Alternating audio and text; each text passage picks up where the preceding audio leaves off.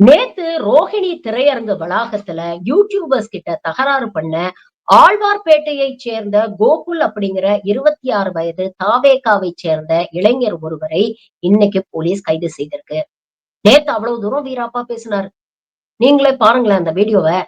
இன்னைக்கு கைது செஞ்சிருக்காங்க. நீங்க முடிஞ்சா கைது செஞ்சு பாருங்கடா.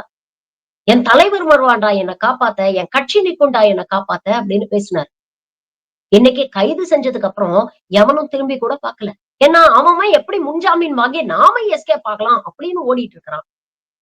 உங்க தலைவன நம்பி, உங்க கட்சிய நம்பி இப்படி வெத்து உதார் விட்டு வீணா வம்படியில மாட்டி, போலீஸ் கிட்ட மாட்டி உங்க வாழ்க்கைய தொலைச்சிராதீங்க. தாவேக்காவில் இருக்கக்கூடிய அனைத்து ரசிகர்களுக்கும் இத கோரிக்கையாவே வைக்கிறேன். நீங்க பிரச்சனையில மாட்டிக்கிட்டா, உங்க தலைவனும், உங்க கட்சியும் உங்கள வந்து காப்பாத்த போறதில்ல. அப்பவும் பாவப்பட்ட உங்க அப்பா, அம்மா தான் வந்து நிக்கணும். தேவையில்லாம அவங்களுக்கு அந்த கஷ்டத்த குடுக்காதீங்க.